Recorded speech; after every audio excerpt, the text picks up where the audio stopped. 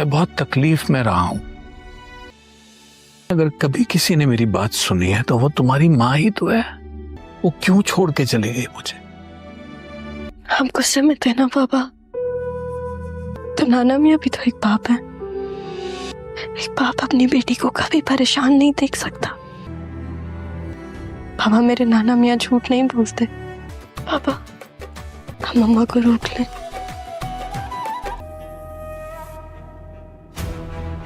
کیا ہوا ماما؟ بیٹا آہستہ چلاؤ، مجھے چکر آ رہی ہے. ابا جی آپ ٹھیک تو ہیں؟ یہ شازیہ کہاں ہے؟ زارا کہاں ہے؟ تم بتاؤ تم کیسے ہو؟ ابا جی مجھے آپ ٹھیک بتائیے کہ آخر معاملہ کیا ہے؟ سب ٹھیک ہے بیٹے؟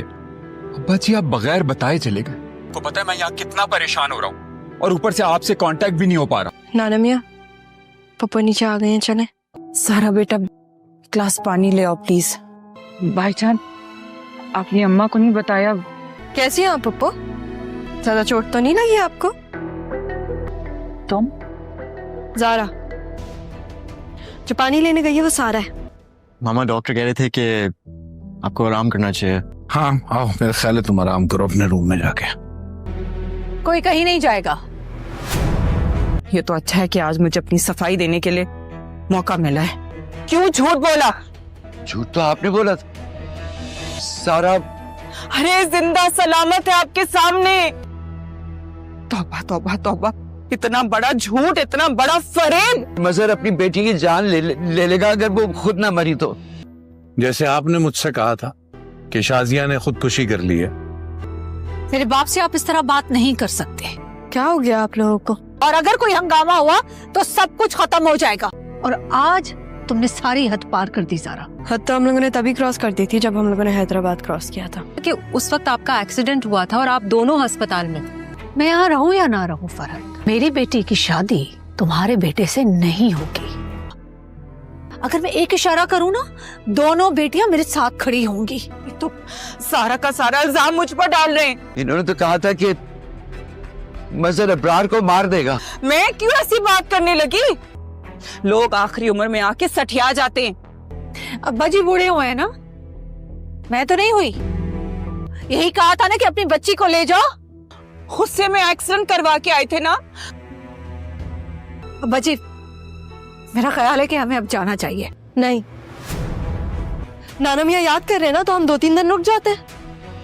بھائی جان آپ کی بہن ہمیشہ آپ کے ساتھ رہی. ماما میری بات سنیں، آپ کو میری بات سننی پڑے گی. سنیں میری بات. ہم یہاں نہیں رہیں گے، لیکن ہم یہاں سے کہیں جائیں گے بھی نہیں. زندگی ڈر کے گزاری ہے میں نے، اب نہیں. شروع سے مجھے بتا دیتی کیا چلا جاتا آپ کا. لیکن زندگی کس کی خراب ہوئی؟ آپ کی. شازیہ آپ روکنے کا اختیار کھو چکے.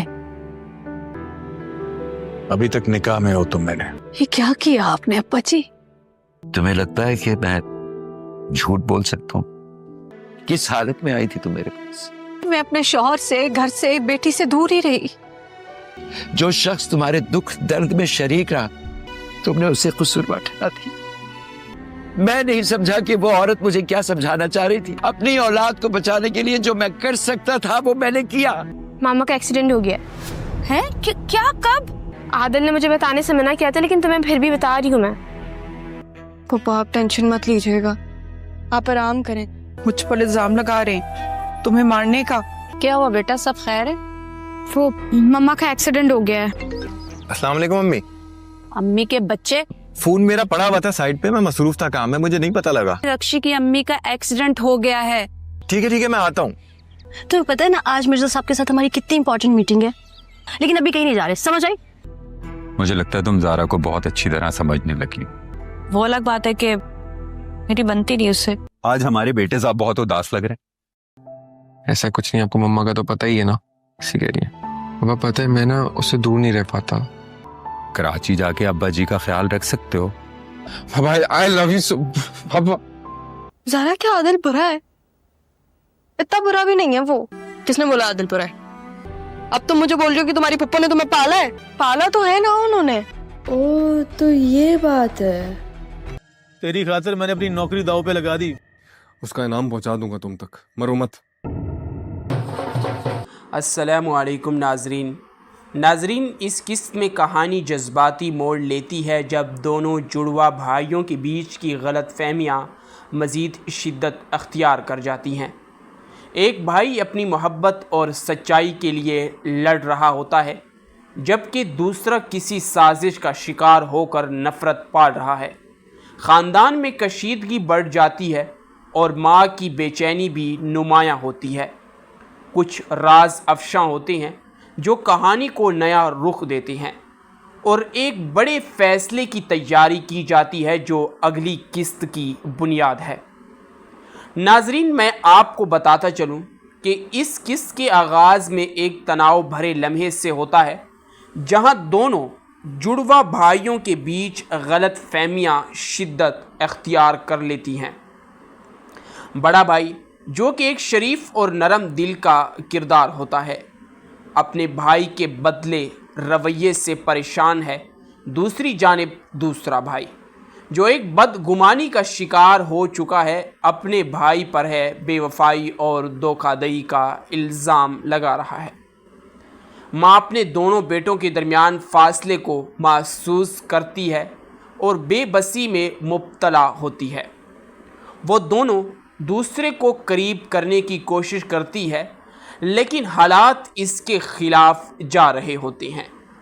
ایک اہم سین میں ماں اپنے شوہر کے ساتھ اس بارے میں بات بھی کرتی ہے، جہاں وہ اپنے جذبات کا کھل کر اپنے شوہر سے اظہار کرتی ہے اور اس سے کہتی ہے کہ آخر کار ہمارے دونوں بیٹوں کو کیا ہو گیا ہے۔ نہ ہی ایک دوسرے سے بولتے ہیں اور نہ ہی ایک دوسرے کا حال احوال پوچھتے ہیں۔ جب بھی ایک دوسرے کے سامنے آتے ہیں تو ایک دوسرے کے ساتھ ایسا رویہ اختیار کرتے ہیں جیسا کہ ایک دوسرے کے بڑے دشمن گزر چکے ہوں۔ ہمیں ان کے درمیان یہ لائی ہوئی مصیبتوں کو ضرور ہٹانا ہوگا، ورنہ یہ دونوں بھائی ایک دوسرے کے خون کے پیاسے ہو جائیں گے۔ ناظرین، والدہ کافی زیادہ کوششیں کرتی ہے کہ ان کے درمیان پیار اور محبت کو لایا جائے، ورنہ یہ بھائی بہت جلد ایک دوسرے سے جدا ہو جائیں گے۔ ناظرین، ان کے والد کی دشمنی ایک نامی گرامی شخص سے تھی جو کہ اس محلے یا شہر کا بدماش بھی مانا جاتا تھا، اور اس کی نظر اس کے دونوں بیٹوں پہ تھی، اور ان کے جاسوسوں نے انہیں بتایا کہ تمہارے نامی گرامی دشمن کے دونوں بیٹے ایک دوسرے کے خلاف ہیں۔ یہ سن کر وہ دشمن اور اس کے دل میں ایک چنگاری کی آگ اٹھی، اور وہ سوچنے لگا کہ کیوں نہ اس کے ایک بیٹے کو اپنی طرف راغب کیا جائے تاکہ اسے اس کے ہی خاندان اور باپ کے خلاف اٹھ کھڑا کیا جائے۔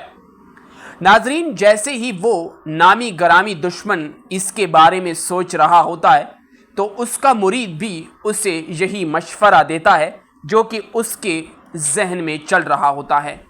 نامی گرامی دشمن اپنے سپاہیوں اور اس کے پاس جو موجود بندے ہوتے ہیں ان سے اس بات کا تذکرہ کرتا ہے کہ جاؤ محلے میں ان دونوں بیٹوں کو دیکھو کہ آخر کار ان کی کیا ایکٹیویٹیز ہیں، یہ کہاں جاتے ہیں، ایک دوسرے سے ان کا رویہ کیسا ہے، اور یہ ایک دوسرے سے باہمی تعلقات میں کتنے مضبوط ہیں، تاکہ ہم جان سکیں اور جان کر ہم ان پر اور اپنے دشمن پر کھلا وار کر سکیں۔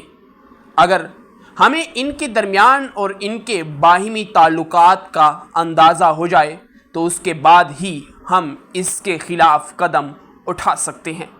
ناظرین، نامی گرامی دشمن نے اپنے بندوں کو اپنے دشمن کے محلے میں بھیجا اور انہوں نے وہاں کئی راتیں اور کئی دن گزارے، اور ان کے دونوں بیٹوں کو دیکھ کر انہوں نے اس بات کا اندازہ لگا لیا کہ ان دونوں بھائیوں کی آپس میں نہیں بنتی۔ یہ دونوں بھائی جڑواں ہیں جن کی شکل بھی ایک جیسی ہے۔ اسی اثنا میں وہ لوگ اس بات کا اندازہ نہیں لگا سکے کہ کون سا بھائی کس کے خلاف ہے۔ ناظرین، اسی کے ساتھ انہیں اس بات کا نہ ہی تو اندازہ ہوا کہ بڑا بھائی کون سا ہے اور چھوٹا بھائی کون سا ہے؟ کون سا بھائی ایک دوسرے کے خلاف ہے؟ کون سا بھائی نرم دل ہے اور کون سا سخت دل ہے؟ کون سا بھائی گھمنڈی ہے اور کون سا بھائی شریف اور رحم دل ہے؟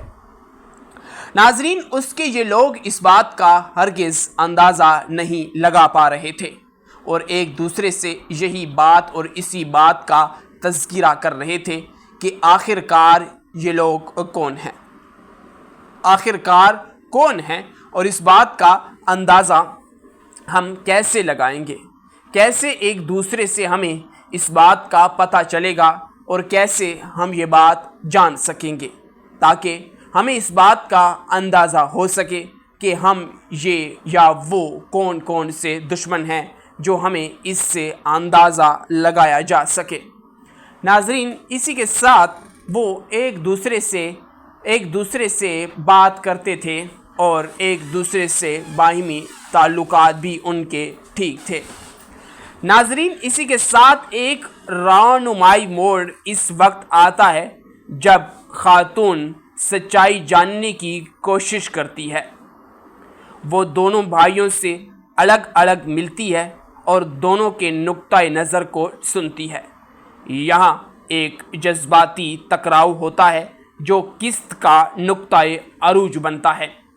اس قسط میں سب کچھ واضح ہوگا اور تمام باتیں آپ کے سامنے رکھی جائیں گی، جسے آپ دیکھ کر یہ معلوم کر پائیں گے کہ آخر کار اس قسط میں کون سا موڑ بہترین ہے اور کس موڑ پر دونوں بھائیوں کے درمیان تناؤ یا تکرار پیدا ہوگا۔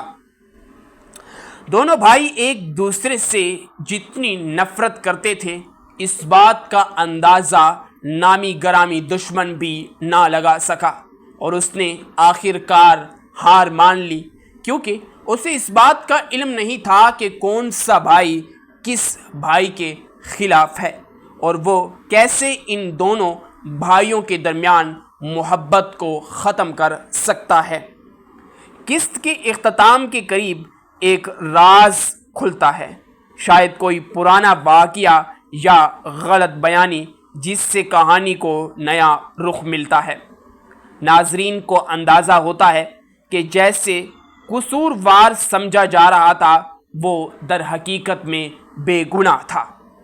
جس کی بے گناہی ثابت کر پایا وہی نامی گرامی دشمن، جس سے اس کے دل میں محبت کی ایک چنگاری اٹھی، اور وہی بھائی جس کے دل میں گھمنڈ اور نفرت کی آگ پھیلی ہوئی تھی، وہ اپنے باپ کے نامی گرامی دشمن کو مسیحا سمجھنے لگا، اور وہ اس بات کا اندازہ لگا سکتا تھا، اور اس کہانی کے موڑ پہ ایک نیا تکرار اور ایک نئی کہانی شروع ہوتی ہے جب وہ اپنے باپ کے دشمن کے ساتھ مل جاتا ہے ایک چھوٹی سی مدد کرنے پہ، کیونکہ نامی گرامی دشمن نے یہ ظاہر کر دیا تھا کہ وہ اس کا فائدہ چاہتا ہے، وہ چاہتا ہے کہ وہ اس کی ٹیم میں آ کر اس کا ساتھ دے، کیونکہ اس کا دماغ کافی تیز ہے اور اس کی ٹیم میں ایسے بندوں کی ضرورت ہے۔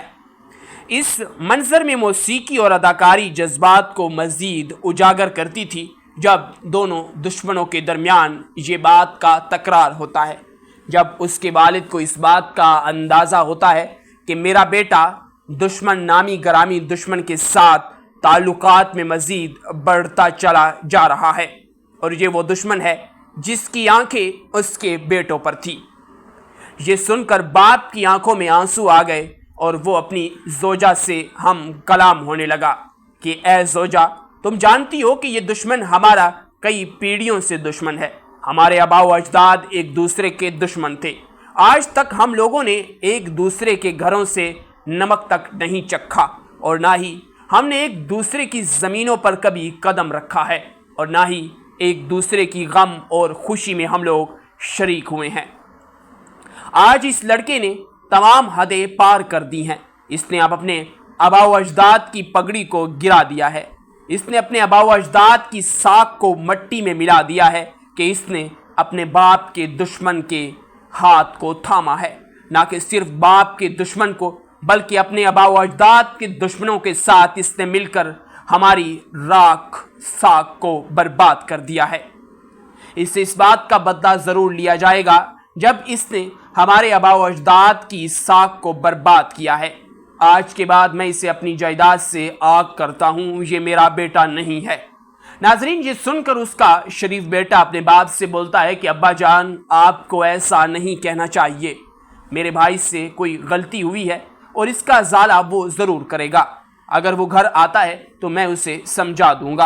आपको परेशान होने की ज़रूरत नहीं है। जवानी का खून है, गर्मा उठा होगा। मेरे साथ उसकी लड़ाई हुई है जिसकी वजह से आपके नामी गरामी दुश्मन ने इस बात का फ़ायदा उठाया और हमारे भाई को हमारे ही खिलाफ खड़ा कर दिया गया। ये सुनकर उसका बाप तो काफ़ी ज़्यादा खामोश हो जाता है और अपने बेटे से कहता है कि बेटा नहीं, ऐसी बात नहीं है। मैं तुम्हारी बात मान सकता हूँ और तुम्हारी बात को जान सकता हूँ कि तुम आखिरकार क्या कहना चाहते हो। तुम दोनों भाई जुड़वा तो हो, लेकिन तुम लोगों के दरमियान एक बहुत बड़ी दीवार सामने है। एक भाई तो घमंडी है तो दूसरा शरीफ। इसके घमंड ने इसे काफ़ी नुकसान में रखा है। अगर ये आज हमारे खिलाफ खड़ा हुआ तो कल ये मेरे खिलाफ भी खड़ा हो सकता है।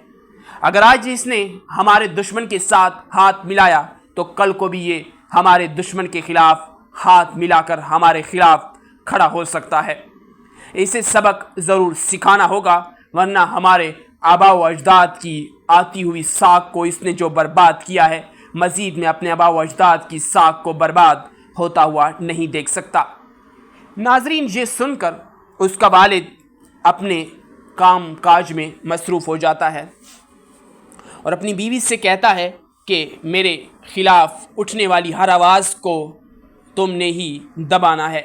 जो लोग हमारे घर में आकर हमारे खिलाफ बोलते हैं उन्हें जवाब तुमने देना है, और मैं बाहर जाकर जो लोग हमारे आबा व अजदाद की साख पर उंगलियां उठा रहे हैं उनको चुप करवाना मेरा काम है।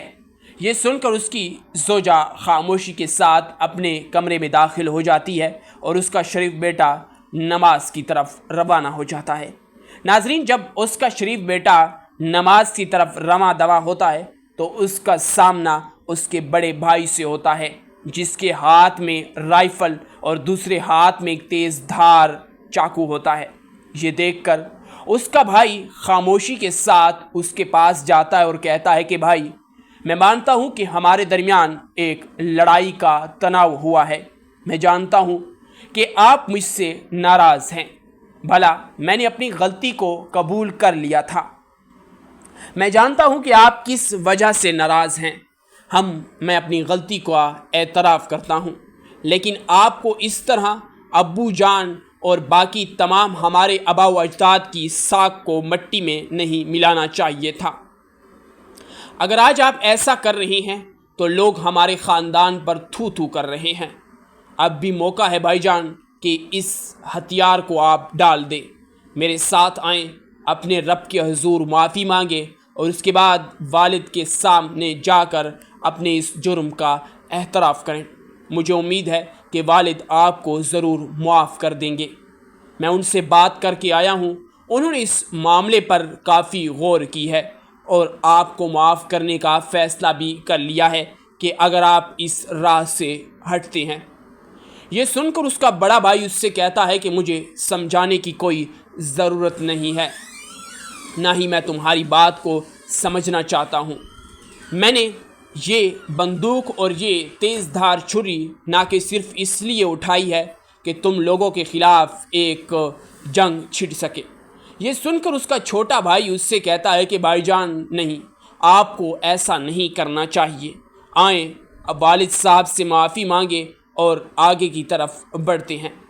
ये सुनकर उसका भाई उससे कहता है कि नहीं भाईजान नहीं, ऐसा नहीं हो सकता। आएँ, पहले रब के हुजूर माफ़ी मांगते हैं और उसके बाद ही आगे की तरफ रवाना होंगे। लेकिन उसका भाई खामोशी के साथ खामोश हो जाता है और कहता है कि भाई, आज के बाद हमारे रास्ते जुदा जुदा है। अगर तुम मेरे रास्ते में आए तो ये बंदूक की गोलियां इस मैगज़ीन में नहीं बल्कि तुम्हारे सीने में छल्ली छल्ली कर दूंगा। ये सुनकर उसका छोटा भाई मस्जिद की तरफ रवाना हो जाता है اور اس کا بڑا بھائی اپنے باپ کے نامی گرامی دشمن کے مے خانے کی طرف روانہ ہو جاتا ہے۔ ایک بھائی مے خانے میں تو دوسرا بھائی اللہ کے ٹھکانے میں حضور پیش ہوتا ہے۔ اس کا بڑا بھائی مے خانے کی طرف جیسے ہی لپکتا ہے تو اس کا سامنا اس کے باپ کے دشمن کے ساتھ ہوتا ہے، جو کہ مے خانے میں بیٹھ کر شراب نوشی کر رہا ہوتا ہے۔ یہ دیکھ کر اس کا بڑا بھائی اس سے کہتا ہے کہ جناب، آپ نے آج تو ہمارے محلے کا چکر نہیں لگایا، خیر تو ہے؟ آج تو ہم نے کافی دکانوں کو لوٹنا تھا۔ یہ سن کر وہ نامی گرامی دشمن کہتا ہے کہ بچے ابھی صبر کرو، تمہاری ٹریننگ مکمل نہیں ہوئی ہے، آج سے تم ہماری ماتحتی میں ہو، جتنے بھی کام کیے جائیں گے وہ تمہاری ماتحتی میں کیے جائیں گے، آج کے بعد سے میں تمہیں اس گروپ کا کمانڈر منتخب کرتا ہوں۔ یہ سن کر وہ کافی زیادہ خوش ہو جاتا ہے، لیکن ناظرین ہم آپ کو بتاتے چلیں کہ یہ اس کے لیے ایک جال بچھایا جا رہا ہوتا ہے تاکہ اسے اس کے والد کے خلاف کیا جائے اور اس کے والد کے خلاف اس کو بھڑکایا جائے۔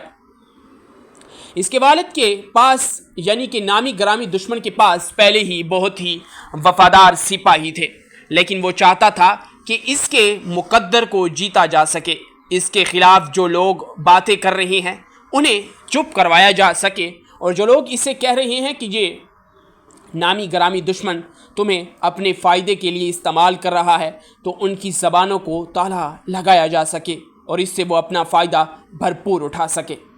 ناظرین اسی کے ساتھ جب وہ اسے اپنے گروپ کا کمانڈر منتخب کرتا ہے تو اسے کافی زیادہ خوشی ہوتی ہے، اور زندگی میں وہ پہلی بار ایک شراب کا گھونٹ لیتا ہے جس سے اس کے دماغ میں مستی کا اوجھل شروع ہو جاتا ہے اور وہ اپنی بندوق لے کر اپنے گھر کی طرف پلٹتا ہے۔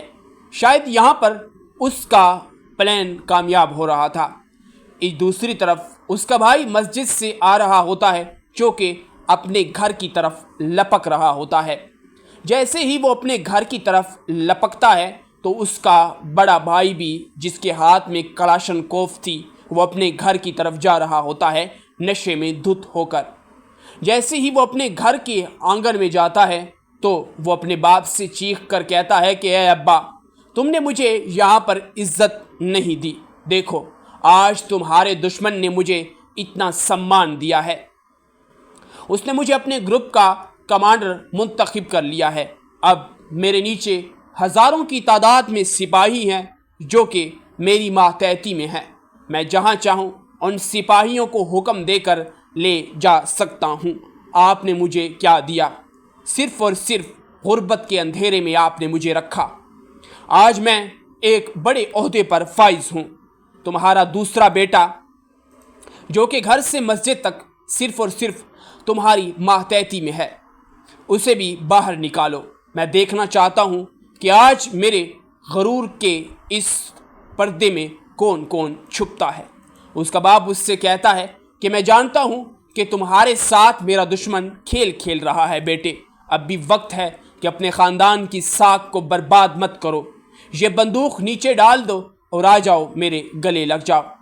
جس کے جواب میں اس کا بیٹا کہتا ہے کہ بابا ابھی نہیں، تم لوگوں نے ہمارے خلاف بہت ہی نگھاونی حرکت کی ہے، میں تمہیں معاف نہیں کر سکتا۔ وہ عجیب و غریب باتیں کر رہا ہوتا ہے کیونکہ شراب کے نشے میں دھت ہوتا ہے۔ اس کا باپ اس سے کہتا ہے کہ بیٹا ایسا نہیں کہتے، آ جاؤ بیٹا آ جاؤ، تمہاری ماں تمہارا انتظار کر رہی ہے۔ ناظرین اسی کے ساتھ اس کے بیٹے کا نشہ مزید بڑھتا چلا جاتا ہے، بڑھتا چلا جاتا ہے، بڑھتا چلا جاتا ہے۔ تو اس کا بیٹا اس سے کہتا ہے کہ بابا میرے راستے سے ہٹ جائیں، میں اس گھر میں اپنا سامان اور سمان اٹھانے آیا ہوں۔ جس کے جواب میں اس کا باپ اس سے کہتا ہے کہ اگر تم میری باتوں پر یقین نہیں کرتے اور نہ ہی میری باتوں پر عمل کرتی ہو تو تمہارا اس گھر میں کوئی جگہ نہیں ہے۔ آج کے بعد میں یہ اعلان کرتا ہوں کہ تم میرے بیٹے نہیں ہو، اور یہ بات میں پہلے بھی کہہ چکا ہوں، لیکن والد کی ایک چنگاری جاگ اٹھی تھی جو اس لمحے میں تمہیں اپنا بیٹا پکار بیٹھا ہوں۔ میرے دل میں یہی تھا کہ تم میری یہ بات سن کر صحیح ہو جاؤ گے، لیکن تمہاری انا اور تمہارے اس غرور و تکبر نے تمہیں مزید بگڑا کر رکھ دیا ہے، اور تم میری بات کا پاس نہیں رکھ پا رہے ہو، اور نہ ہی تمہیں اس بات پر کوئی تجسس ہے، اور نہ ہی تم میری بات کا کوئی دھیان دے رہے ہو۔ میں تمہیں کبھی زندگی بھر میں معاف نہیں کروں گا۔ تمہیں تمہارا اس سے حساب ضرور لیا جائے گا۔ خون کے ایک ایک قطرے کا جو تم نے بے گناہوں کا خون بہایا ہے۔ میں جانتا ہوں کہ 7 والی بستی میں جا کر تم لوگوں نے جو لوٹ مار کی ہے، اس کا ازالہ میرے دشمن اور تمہارے مالک کو بھگتنا پڑے گا۔ اسی کے ساتھ اس کے والد اپنی کلاشنکوف اٹھاتے ہیں تو اس کا بیٹا اپنی کلاشنکوف کو اس کا بل چڑھاتا ہے۔ اسی اثنا میں اس کا چھوٹا بھائی بھی آ جاتا ہے، جو یہ دیکھ کر اپنے بھائی کی طرف لپکتا ہے۔ جیسے ہی اس کا بھائی اپنا بندوق کا رخ اپنے والد کے سینے کی طرف کرتا ہے تو اس کا چھوٹا بھائی آ کر اس پر گولیوں کی برسات کر دیتا ہے۔ یہ دیکھ کر اس کا والد حیران ہو جاتا ہے کہ میرے اس شریف بیٹے کو آخر کار کس نے بندوق چلانا سکھائی ہے، اور اس کا وہیں پر انت ہو جاتا ہے۔ یہ دیکھ کر باپ بھی کافی زیادہ غمگین ہوتا ہے، لیکن وہ اپنی غمگینی اور اپنے باپ کے اس رویے پر قابو پاتا ہے، کیونکہ اگر وہ قابو نہیں پاتا تو شاید تاریخ میں یہ لکھا جاتا کہ ایک شرابی بیٹے نے اپنے باپ کو گولیوں سے چھنی کر دیا، اور اسی کے ساتھ وہ اپنے بھائی کا قاتل بن جاتا ہے۔ اس کا باپ اسے دلاسا دیتا ہے کہ تم نے آج ایک برائی کا خاتمہ کیا ہے بیٹے، میں تمہارے ساتھ ہوں۔ اسی کے ساتھ باپ اپنی فوج کے ساتھ اپنے دشمن پر چڑھائی کرنے لگتا ہے اور اپنے دشمن کے ٹھکانے کی طرف راغب ہوتا ہے۔ اس کے سپاہی اس کے دشمن کے گھر یا ڈیرے کے چاروں اطراف پھیل جاتے ہیں، اور اس کے دشمن تک بھی یہ خبر پہنچ جاتی ہے کہ اس کا پرانا دشمن اس کے گھر کے قلعے کی طرف آ رہا ہے۔ یہ سن کر وہ الرٹ ہو جاتا ہے اور اپنے سپاہیوں کو دگنے ہتھیار مہیا کر دیتا ہے۔ آج کا یہ دن بستی کا خون ترین دن کہلایا جاتا ہے۔ قائد اعظم محمد علی جناح نے اپنی پیدائش پر اس دن پیدا ہوا تھا جب اس بستی میں خون کی رنگولیاں کھیلی گئی تھیں۔ قائد اعظم نے اس تاریخ کو اپنے لہو سے لکھا ہے، اور یہ قصہ لیاری کے مشہور نامی گرامی الطاف حسین کا قصہ ہے۔ ناظرین، اسی کے ساتھ وہ اپنے دشمن پر چڑھائی کرتا ہے اور اپنے دشمن کو چھلی کر دیتا ہے۔ اس کا دشمن وہیں پر ڈھیر ہو جاتا ہے اور وہ اس سے معافی مانگنے لگتا ہے، لیکن اس کے باپ کی آنکھوں میں اپنے بیٹے کی تڑپتی ہوئی روح نظر آ رہی تھی، اور اسی کے ساتھ وہ اس سے رحم کی بھیک مانگ رہا ہوتا ہے، اور اس کے آباء و اجداد سے آتی ہوئی دشمنی کا آج خاتمے کا دن تھا۔ آج اس کے آباء و اجداد کی یہ جو دشمنی آخر کار کئی پیڑھیوں سے چلتی آ رہی تھی، اس کے خاتمے کا دن تھا۔ اسی کے ساتھ وہ ایک دوسرے سے کچھ دیر مکالمہ کرتے ہیں اور بتاتے ہیں کہ کس طرح انہوں نے ایک دوسرے کے بھائیوں، بہنوں، ماؤں، بیٹوں، باپ اور دوسرے اہم رشتہ داروں کو وہ قتل کیا تھا۔ یہ سن کر اس کا خون مزید کھولتا ہے، اور اپنی رائفل کا بلٹ چڑھاتے ہوئے وہ اس کے سینے کو چھلی کر دیتا ہے۔ آج ایک دشمنی کی بنیاد کا خاتمہ ہوا۔ اسی دوران وہاں پر پولیس اور فوج کی نفری پہنچ جاتی ہے، جو کہ اس محلے کے MP یا MNA کو گرفتار کر لیتی ہے، اور اس کے بعد وہ اپنی فوج کے ساتھ جیل میں چلا جاتا ہے۔ کچھ ماہ گزرنے کے بعد اسے باعزت رہا کر دیا جاتا ہے، کیونکہ یہ قانون اندھا قانون ہے۔ اسی کے ساتھ 6 مہینے جیل میں گزارنے کے بعد وہ دوبارہ سے آزاد ہوتا ہے، اور وہ اپنے علاقے کے الیکشن لڑتا ہے، جس میں وہ کامیابی حاصل کرتا ہے، اور دوبارہ سے وہ اپنی زندگی ایک بہترین انسان کے طور پر جینے لگتا ہے، جہاں پر وہ تمام غربا اور مساکینوں کی مدد کرتا ہے، بیواؤں کو گھر بنا کر دیتا ہے، اور تمام ملک یا تمام علاقے کی صورتحال پہلے سے مزید بہتر ہو جاتی ہے۔ اب اس کے علاوہ اس محلے یا بستی میں کوئی نامی گرامی شخص نہیں تھا، तमाम लोग उसके ताबेदार थे, जो वो कहता लोग उसकी बात को मानते थे। और आज ही इन दोनों जुड़वा भाइयों का खात्मा एक भाई के हाथ से हुआ। खैर नाजरीन, आज की इस एपिसोड में यही कुछ था जो हमने आपको बता दिया कि आखिरकार नामी गरामी दो दुश्मन कौन थे, जो कि एक दूसरे के ख़िलाफ़ ही अपने अपने ख़िलाफ़ हो गए। इसी के साथ वो एक दूसरे से इस बात का तकाज़ा करते हैं और इस एपिसोड में सब कुछ यही कहा जाता है और एक दूसरे से यही कहा जाता है कि वो क्या कर रहे हैं। नाजरीन, इसी के साथ वो लोग एक दूसरे से बातचीत करते हैं और बातचीत करने के बाद वो एक दूसरे से यही कह रहे होते हैं कि आखिरकार ये लोग कौन हैं जो कि हमारे रास्ते में आए हैं, हमारे रास्ते को इन्होंने रोका है और इनसे इसका हिसाब ज़रूर लिया जाएगा। और इस ड्रामे का यहीं पर इख्तिताम होता है। इसके बाद देखा जाता है कि उसके ख़ानदान में से एक नन्हा सा बच्चा ज़िंदा होता है, जो कि इस कहानी को देख रहा होता है। शायद इस कहानी का दूसरा मोड़ कुछ और ही होगा। उस बच्चे की आंखों में उस बदले की आग नज़र आ रही होती है और एक बच्चे के हाथ में एक तरफ तो उसके दुश्मन के खून से भरे होते हैं और दूसरे हाथ में नकली पिस्तौल होती है, जिससे ये मालूम होता है कि उसकी आंखों में बदले की आग नज़र आ रही होती है और वो अपने दुश्मनों से बदला ज़रूर लेगा वो अपने दुश्मनों से बदले की आग उनकी आंखों में बार बार नज़र आ रही होती है। और इस बात का अंदाज़ा इससे लगाया जा सकता है कि उसकी आंखों से बदले की आग नज़र आ रही होती है। इसी के साथ हम देखते हैं कि इस एपिसोड पर यहीं पर इख्तिताम होता है और इस एपिसोड को यहीं पर इख्तिताम कर दिया जाता है और इस एपिसोड को यहीं पर ख़त्म कर दिया जाता है।